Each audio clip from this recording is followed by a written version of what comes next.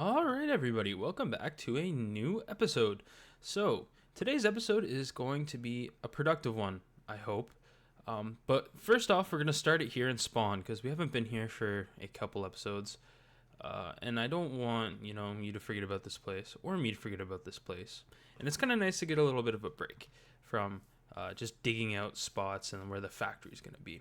And actually, I've kind of done some stuff to the warehouse here. It's not much, but it's a little bit. So I don't know if you can tell or if you really remember, but I added like a little window up in there, and like it's open so I can fly through.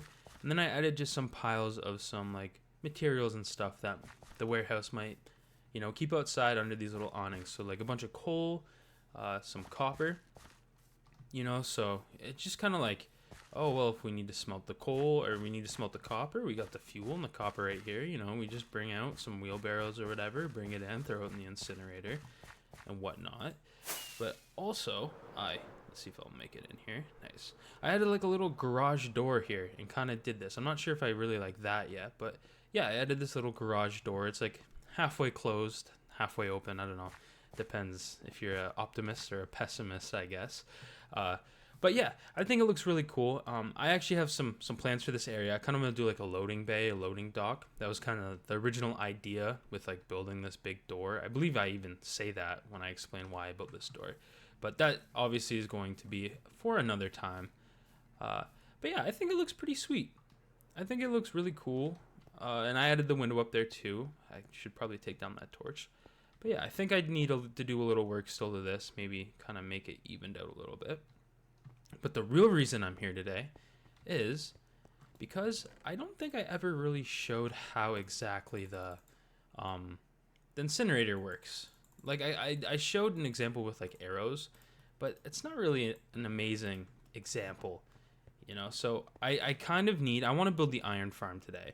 So when I'm doing farms and kind of like just redstone and stuff, I like to use smooth stone. I just think I think it looks a lot nicer. So I want to smelt up a bunch of this stone today so I can get some smooth stone and then bring that over so I can actually start working on building the iron farm. Oh, I gotta fill that in. Yeah, so anyways, so we'll put our fuel in here. There should already be some in there, but you can see it's going down. And what I'm going to do is before I turn it on, I'm going to throw all this stone in there. Oops, wrong key. There you go. So a row, oh, maybe not quite a row. I'll throw a row and like 2 stacks in there. And I flip this switch now. And you can see some of it was taken away there. We'll break in here. A little behind the scenes action. But yeah, see? The minecart will pick it up. It'll start dropping it off. And then it'll come pick up a bunch more. Go back. Drop it off. Right? And then it'll pick up more. Now it is a little bit slow, but I think I've already said this.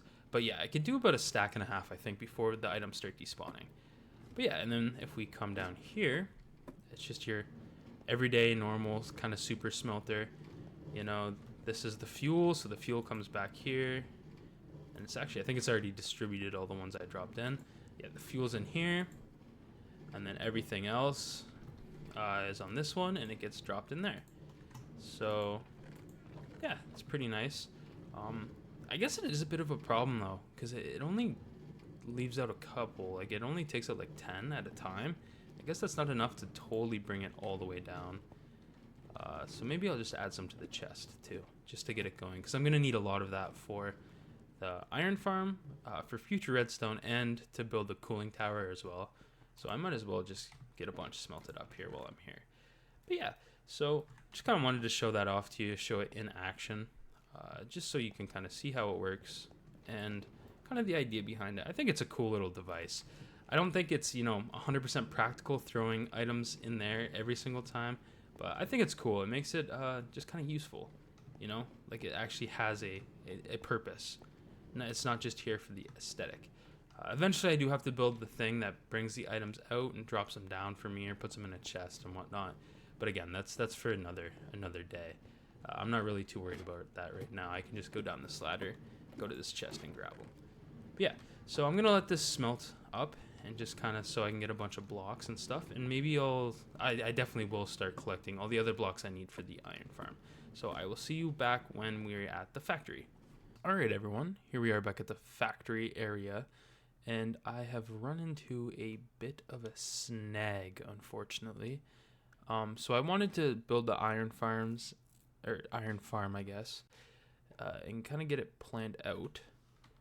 But unfortunately, it's going to be a lot bigger than I thought. So basically, the way the cooling tower is going to be is it's going to come out like this, come around to there, back to there, and come around again and meet back up here. So that's basically the halfway mark. That's the furthest point that it's going to stick out this way. That wall is the furthest point. It's going to stick out that way. That wall is the furthest point. It's going to stick out that way. But I need to clear out to around here-ish. I'm actually not sure. I didn't count 100%. But yeah. So unfortunately, I got to do more clearing. And I've done so much already. But it is what it is. I promised that I was going to build the iron farm today. So I am going to do it.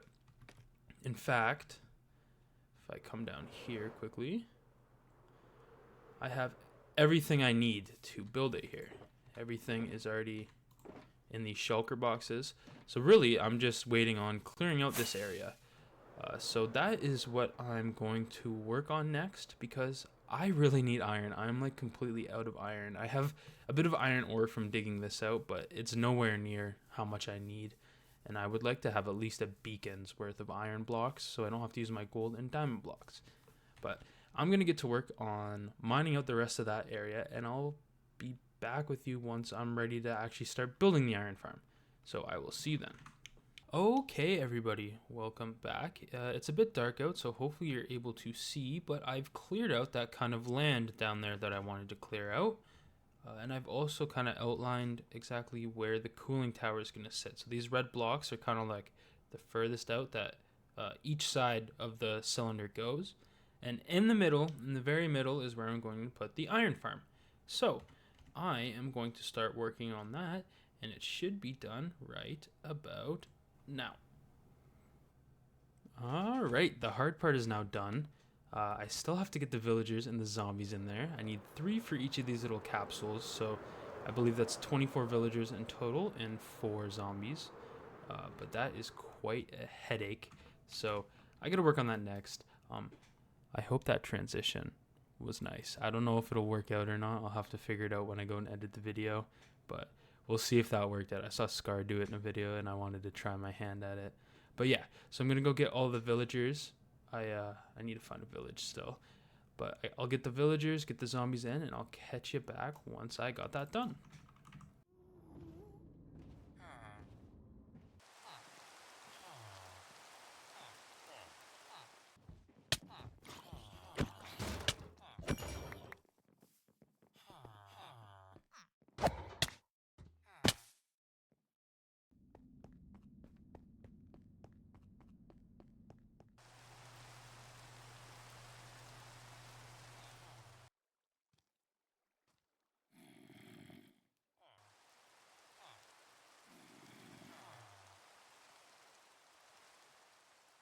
Okay, everybody, so we are back here, and the iron farm's done. I don't think I have to do anything else to it unless I notice something is broken or anything like that, or like if the zombies or villagers die somehow. But yeah, so I've been editing the video and just down here AFKing for probably like, I don't know, something like 15-30 minutes, something like that. So not like a whole ton of time, but let's check how many iron ingots we got. Oh geez. Okay. Alright, that's pretty solid amount. Let's see how many blocks that makes. 40 blocks of no. That is so many. Oh my goodness. This is totally worth it. That is, wow. Wow. Yeah, that's, I'm very happy. I hope this doesn't break in any way, because honestly, this is kind of a pain to set up. I'm not gonna lie. But what else was I gonna say? Oh, the little montage I had leading up to this. Pretty cool, right? I like that. I was pretty proud of myself for that. I'm not gonna lie. I think that was pretty cool. Um, yeah, maybe I'll use that more often. I'm not too sure. I don't want to overuse it, but I think it was pretty cool. It made for a pretty cool like cinematic kind of thing. But there is one more thing I want to do for this episode, because right now it's a bit short, and it's something I've been meaning to do. Is I want to get my friend Raeyne a beacon, because he has helped me tremendously through this, even though he's not been online, with his carrots, as well as like enchantment books. He's got a trading hall. I'll show you when I go over to his base and drop off the stuff. But yeah, without him, I don't think I would have been able to get this far this quick. It would have been much more of a grind because I would have had to set up villagers. But yeah, let's see. Look at that. Just in the time we're talking, it's a decent amount of iron. But yeah, so I'm going to go kill some, what do you call them, wither skeletons. And then craft a beacon. I guess I got an AFK here for some more beacon blocks for him as well. But yeah, I will head over to his base after doing all that, and I will show you that.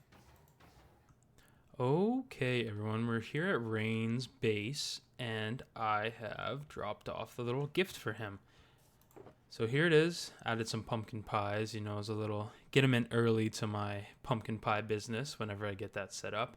And then it may not look like it, but this is a full beacon's worth of iron blocks, and of course a beacon, and then a book written to him. This beacon, though, is actually my beacon. I spent like 2-3 hours last night trying to farm wither skeletons, and I did not get a single head. I got like a stack and a half of coal, like a stack and a bit of bones, but no wither head. So I'm not too sure what's going on with that, but it is what it is. I'll farm it on my time. I'd rather just give him my beacon because I'm kind of done with it now anyways, and that way he has it for when he needs it. But yeah, I'll give you a little tour of his little spot here. So, he's got a little storage area, nice little enchantment setup and stuff. I think over here he's he's got, well, I guess we'll drop down. He's got like a little tree farming area so he doesn't have to go up above the surface. He's kind of trying to live like a mole man kind of thing. I think he has like tunnels all around spawn too, so he actually never has to go on the surface. But yeah, he's basically just set up like just like an emerald trading thing pretty much here is really what he's been working on. So he's got his little thing there. He turns them into zombie villagers, cures them, brings them out here. He's got all his books and stuff here. A couple auto carrot farms, his farmer traders, and then he's got some like automatic pumpkin farms and melon farms in here to trade as well. But yeah, he hasn't been on for a little bit because he's been busy with work and whatnot. But yeah, just thought I'd show you that, I did deliver the beacon and everything for him, because without his help, it would have been a chore to kind of develop my industrial area over there, the factory area. But yeah, I have one more thing to talk to you about, but I'm going to go back to the iron farm to talk to you about that. So I will see you there.